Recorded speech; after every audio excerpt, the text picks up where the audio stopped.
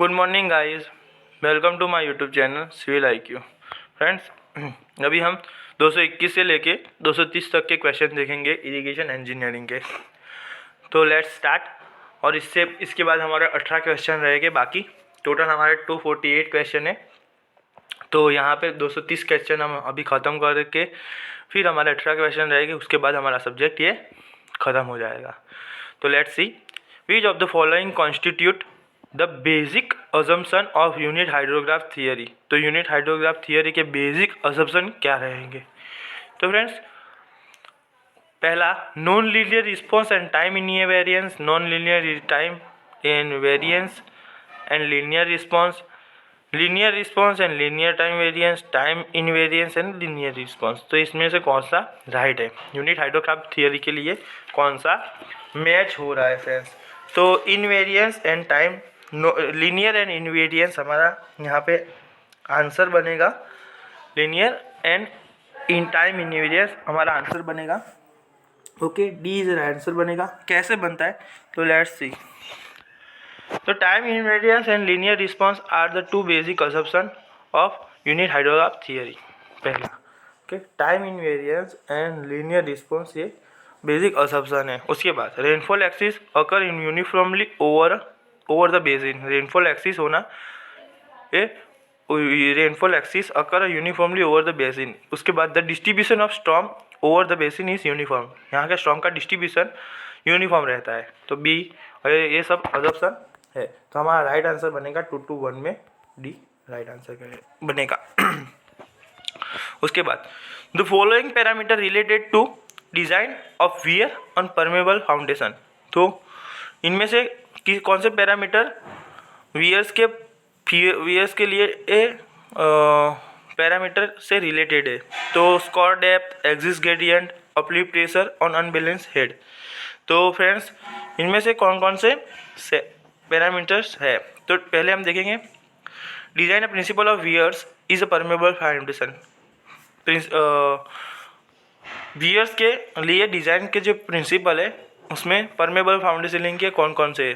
तो to counteract uplift pressure it is a necessary to provide a suitable thickness for of the floor at different points, यानी कि suitable thickness होनी चाहिए। उसके बाद the axis gradient can be kept within a permissible limit by the providing a suitable depth। axis gradient हमारा जो होता है वो permissible limit होनी चाहिए by providing a suitable depth. वो हमारा क्या देता है? सूटेबल डेप्थ देता है for a sheet pile. Sheet pile के लिए सूटेबल डेप्थ देता है at the downstream end of the floor. Downstream and पे, उसके एंड पे, और फ्लोर के डाउनस्ट्रीम एंड पे। ओके, ये हमें दो हमारे इम्पोर्टेंट टर्म्स रहते हैं। तो हम यहाँ पे कौन कौन सा है हमारा राइट है? तो axis gradient and uplift pressure, यानी कि 2 and 3 हमारा राइट है। उसके बाद next, give that the base period is 100 days and the duty of the canal is 1000 hectare per cumec, the depth of water will be. तो हमारा base period 100 days के लिए कैनाल का जो ड्यूटी है वो 1000 हेक्टर पर क्यूमेक है। तो हमारा जो डेप्थ है वो फाइंड करो। तो क्या, यानी कि हमारा इक्वेशन हमारा इस तरह रहेगा कि ड्यूटी पहले तो क्या है? तो duty is the area of land, को एरिया है लैंड का, that can be irrigated with a unit volume, जिसको हम यूनिट वॉल्यूम से इरीगेट करते हैं वाटर से, supplied across a base period. और बेस पीरियड के दौरान जो हम टोटल वाटर देते हैं हमारे टोटल फील्ड पे, उसे हम ड्यूटी बोलते हैं। तो ड्यूटी का सिंपल मतलब क्या है कि हमारा एक एरिया है, उसमें बेस पीरियड के दौरान जो हम पानी टोटल एरिया में देते हैं उसे हम ड्यूटी कहते हैं सिंपली। ओके, अब डेल्टा क्या है? तो total depth of water required to raise a crop over the unit area. तो जो हमारा एरिया है उसमें जो हमारा पानी, हमारा जो जितनी डेप्थ पे हम वाटर देते हैं क्रॉप को, उस डेप्थ को हम डेल्टा बोलते हैं। उसके बाद उसका रिलेशन का एक इक्वेशन है। तो delta is equal to 8.64 into B by D. ये डेल्टा है और ये डी है। ये डेल्टा डेप्थ है। ओके, ये डी, सॉरी, हाँ, यानी कि ये डेल्टा डेप्थ है और डी डेज है। ओके, डी ड्यूटी है, सॉरी, हाँ डी ड्यूटी है। यहाँ पर डेल्टा है, ये डेप्थ है मीटर में। ओके, ये याद रखना है, डेप्थ है मीटर में, ये ड्यूटी है हेक्टर पर क्यूबिक में, ये बी है बेस पीरियड। तो हम सबका रख देंगे। तो हमारे बेस पीरियड के डे है 100 और हमारा ड्यूटी है 1000। तो उस सबको हम रखेंगे और हमारा आंसर मिलेगा 0.864 मीटर, पर हमें सेंटीमीटर में मांगा है, तो 86.4 सेंटीमीटर हमें मिलेगा। उसके बाद question number 224, a pump storage plant is. तो पंप स्टोरेज प्लांट कहाँ पे होता है? हाई हेड प्लांट है, रन ऑफ रिवर प्लांट है, पीक लोड प्लांट है, या बेस लोड प्लांट है? तो पंप स्टोरेज प्लांट जो रहता है वो 3 टाइप के होते हैं। रन ऑफ रिवर प्लांट जो लो हेड प्लांट कहलाते हैं, उसका हेड जो होता है 15 मीटर से कम होता है। Which utilise the river flow having a no pondage at its upstream, a weir और barrage is constructed across the river. ये दोनों रिवर और बैरेज पे होता है। ओके, रिवर के अक्रॉस। उसके बाद स्टोरेज प्लांट जो होता है वो मीडियम हेड कहा जाता है। मीडियम हेड कितना होता है? 15 मीटर से 16 मीटर तक। Such a plant has a 9 storage reservoir to a plant has a storage reservoir upstream. A dam is constructed across the river and water is stored in during the period excess supply. तो ये excess supply के लिए use होता है। और pump storage plant होता है वो 60 मीटर से अपोव होता है। ये the scheme of storage reservoir at the higher level and the turbine can pump installation. The scheme is used to generate a power only during the peak hours of demand. During the peak hour demand, water flows from the reservoir to turbine and power generated. तो इसमें से हमारा right answer रहेगा सी, peak load के लिए रहेगा। Pump storage हमारा रहता है पीक लोड प्लांट के लिए रहता है। डी जो हमारे तीसरे जो सेंटेंस है उसमें हमने उसका इकरार किया है, तो C is the right answer. Then next question number 225, if P is the precipitation, A is the area represented by rain gauge. जो हमारा रेन गेज का एरिया है उसे हम ऐसे रिप्रेजेंट कर रहे हैं। And N is the number of rain gauge station in catchment area. Then the weighted mean rainfall is. तो हमारा वेटेड मीन रेनफॉल क्या रहेगा? तो हमारा 3 टाइप के रेनफॉल हमारे 3 टाइप के मेथड है। Arithmetic method, season polygon method और आइसोहाइडल मेथड। उसमें वेइंग बकेट के लिए यानी कि टोटल वेइंग कैचमेंट के लिए हमें कौन सा इक्वेशन यूज़ करना है? तो A is a basin catchment area contain a more than 1 rain gauge station. तो द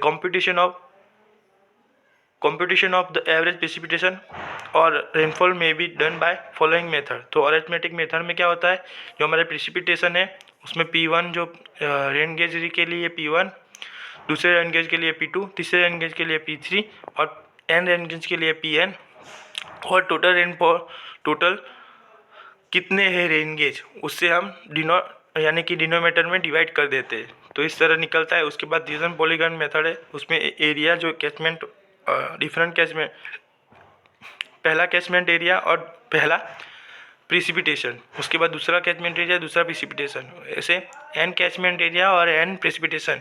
उसके बाद जो टोटल एरिया है उससे हम डिवाइड कर देते हैं। और तीसरा है हमारा पहला कैचमेंट एरिया, उसके बाद पहला और दूसरा इनटू पहला और दूसरा प्रेसिपिटेशन बाय 2 बाय टोटल जो एरिया होता है उससे डिनोमिनेट करते हैं। तो हमारा थिसन पॉलीगन मेथड है वो हमारा शूट होगा यहाँ पे। तो 225 में हमारा C is the right answer बनेगा। ओके,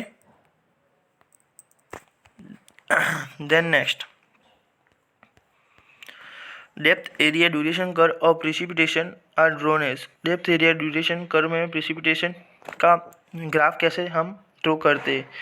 तो minimize envelope through the appropriate data point, maximize envelopes through the appropriate data points, best fit mean curves through the appropriate data means, then best fit mean straight line through the appropriate data means। तो हम क्या करते हैं depth area duration curve में जो maximise envelopes बनाते हैं through the appropriate data के तहत। तो B is the right answer for 226। कैसे? तो जो हम DAD method, depth area duration curve method में, the maximum curve for given duration D is prepared by assuming the area distribution of rainfall for smaller duration to similar the total storm. The procedure is then repeated for the different storm. और ऐसी procedure हम फिर से repeat करते हैं different storm के लिए। और एनवेलप कर्व हमारा मैक्सिमम होता है उस टाइम पे।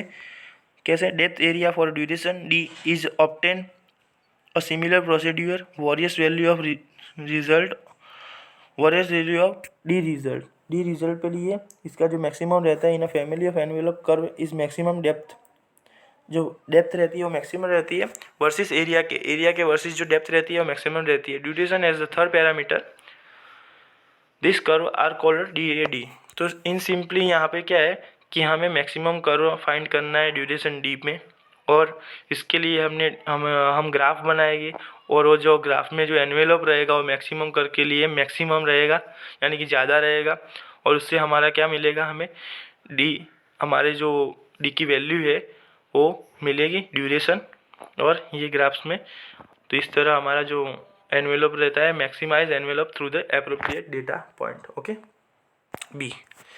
Then next question number 2 to 7। दो लिस्ट दिए हुए, लिस्ट 1 और लिस्ट 2, इनमें से कौन सा लिस्ट किसको मैच हो रहा है वो आपको बताना है। तो लिस्ट 1 में कंजर्वेशन रिजर्वायर है, रिटार्डिंग बेसिंग है, फ्लड प्लेन्स है और फ्लड वॉल्स है। उसमें क्या करना है, कंजर्वेशन रिजर्वायर किस में मैच हो रहे हैं इन चारों में से। फिर रिटार्डिंग बेसिंग किस में मैच हो रहे हैं इन चारों में से। फ्लड प्लेन्स किस में मैच हो रहे हैं इन चारों में से। फ्लड वॉल्स किस में मैच हो रहा है। तो लिस्ट 2 में है uncontrolled outlet, flood fights, temporary storage of the flood water, उसके बाद कंट्रोल्ड आउटलेट। तो यहाँ पे हम देखेंगे कि जो हमारा मैचिंग है कंजर्वेशन रिजर्वायर है, ये कंट्रोल्ड आउटलेट के लिए मैच हो रहे हैं। ओके, कंट्रोल्ड आउट के लिए कंजर्वेशन रिजर्वायर। फिर रिटार्डिंग बेसिंग है, ये अनकंट्रोल्ड आउटलेट के लिए हो रहे हैं।